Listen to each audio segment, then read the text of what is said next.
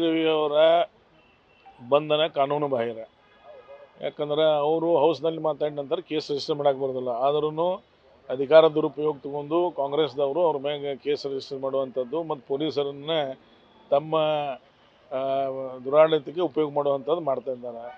ಒಟ್ಟಾರೆಯಾಗಿ ಟಿ ರವಿಯನ್ನು ಕೊಲೆ ಮಾಡುವಂಥ ಸಂಚನ್ನು ನಿನ್ನೆ ರೂಪಿಸಿದರು. ಸುದೈವದಿಂದ ಅವರು ಪಾರಾಗಿದ್ದಾರೆ.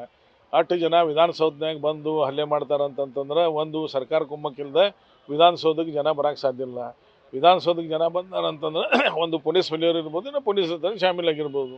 ಇದು ಗಂಭೀರ ವಿಷಯ. ಹೀಗಾಗಿ ನಾನು ಕೇಂದ್ರ ಸರ್ಕಾರದಕ್ಕೂ ನಾನು ಆಗ್ರಹ ಮಾಡ್ತೀನಿ, ಇದು ಒಂದು ಗಂಭೀರ ವಿಷಯ. ಶಾಸಕರನ್ನ ಕೊಲೆ ಮಾಡುವಂಥದ್ದು ವಿಧಾನಸೌಧದಲ್ಲಿನ ಬೇರೆ ಕಡೆ ಆದ್ರೆ ಒಂದು ಅದು ಗಂಭೀರ ವಿಷಯ. ಆದರೆ ವಿಧಾನಸೌಧದಲ್ಲಿ ಹೋಗಿ ಅವ್ನು ಕೊಲೆ ಮಾಡುವಂಥದ್ದು ಏನೋ ಒಂದು ಕಾಂಗ್ರೆಸ್ದವ್ರು ಮಾಡಿದಾರೆ. ಇದು ಒಂದು ಅಕ್ಷಮ ಅಪರಾಧ ಮತ್ತು ಗಂಭೀರ ಚಿಂತನೆಯನ್ನು ಕೇಂದ್ರ ಸರ್ಕಾರ ಮಾಡಬೇಕಾಗ್ತದೆ.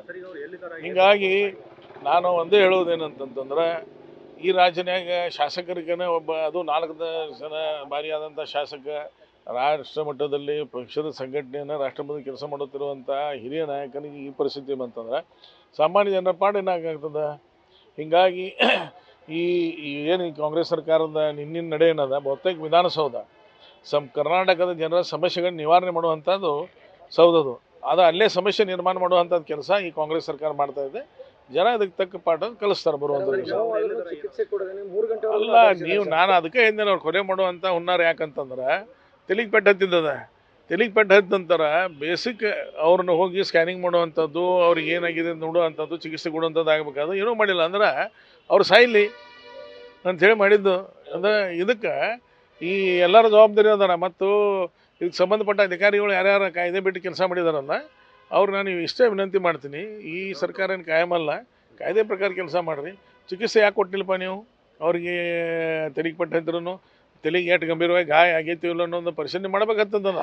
ಒಬ್ಬ ಸಾಮಾನ್ಯ ಜನರಿಗೆ ಆದ್ರೂ ನೀವು ಅರೆಸ್ಟ್ ಮಾಡೋಕ್ಕಿಂತ ಮೊದಲ ಡಿಸ್ಟ್ರಿಕ್ಟ್ ಹಾಸ್ಪಿಟಲ್ಗೆ ಇಲ್ಲಿ ಕಳಿಸಿ ಇದು ಮಾಡ್ತೀರಿ.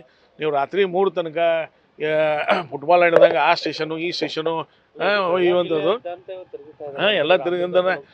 ಅಂದ್ರೆ ಏನಿದು, ಅವ್ರೇನು ಡಕಾಯ್ತಾರ, ಕಳ್ಕಾಕರ, ಏನಿದು? ಈ ರೀತಿ ಇಡೀ ದೇಶನಾಗಲ್ಲಿ ಪಾಕಿಸ್ತಾನ ಸರ್ಕಾರ ಸುದಾಗ ಈ ರೀತಿ ಮಾಡ್ತೈತಿ ಇಲ್ಲೋ ಗೊತ್ತಿಲ್ಲ ನನಗೆ. ನನಗೆ ಮಾಹಿತಿ ಬಂದಿದ್ದು ಇಲ್ಲಿ ಏನೋ ತಂದು ಅವ್ರನ್ನ ಇದು ಮಾಡ್ತಾರಂತೇಳಿ ಅದಕ್ಕೆ ನಾವು ಬಂದಿದ್ದೇವೆ ಇಲ್ಲಿ. ನ್ಯೂಸ್ ಫಸ್ಟ್, ನಿರ್ಭೀತಿಯಿಂದ ನಿಮ್ಮ ಪರವಾಗಿ.